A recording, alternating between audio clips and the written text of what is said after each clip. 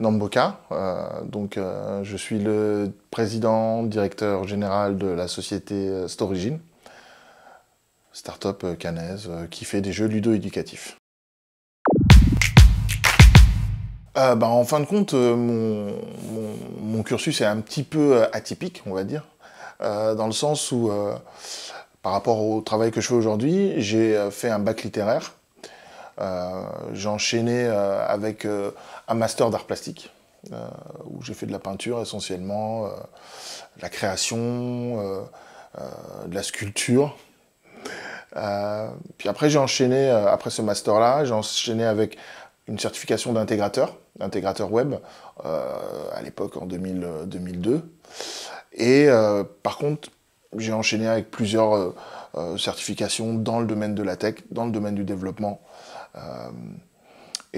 Tout récemment, pour dire, tout récemment, il y a peut-être encore 2 ans, j'ai passé un agrément pour devenir formateur agréé par le CNAM sur le parcours ingénieur business intelligence. J'ai commencé très tôt à travailler. J'étais encore à la fac, je bossais chez Free. Puis après, j'ai bossé chez Bouygues, j'étais encore en train de faire des études. Et à chaque fois, je suis venu comme ça chercher la certification qui me permettait de continuer dans la tech. Mais globalement, dans les métiers qu'on fait, il n'y a pas spécialement de ouais, non, tu corresponds pas au profil, t'as pas la bonne couleur, t'as pas les bons diplômes. C'est vraiment les compétences qui comptent.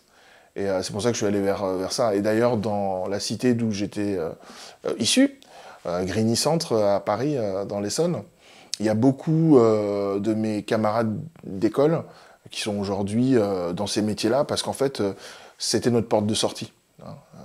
Vraiment, la techno, c'est peut-être le domaine où vraiment il n'y a jamais eu de sujet de t'as pas la bonne couleur, t'as pas le bon diplôme, t'as pas la bonne adresse.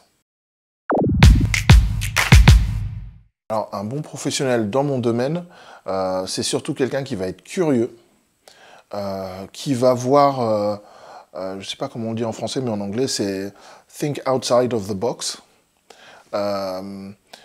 qui va être autonome, qui va aller chercher l'information, être capable d'aller sur Wikipédia, sur des forums, etc. Je dis souvent que quand on me recrutait, et quand on me recrute encore aujourd'hui, on ne recrute pas une personne, mais en fait un réseau d'ingénieurs, parce que je suis sur tous les forums, donc je trouve des solutions comme ça aussi. Et donc c'est surtout ça, cette capacité à ne pas se dire, bon bah je vais juste faire de l'intégration, parce que de toute manière aujourd'hui, il y a des machines qui vont concurrencer le simple intégrateur. Il y a des intelligences artificielles, donc on n'a pas de valeur là-dessus. Il faut vraiment être capable de penser, faire des ponts, par exemple, entre les arts, l'informatique, l'économie. Il faut être capable d'aller chercher ailleurs des modèles de réflexion.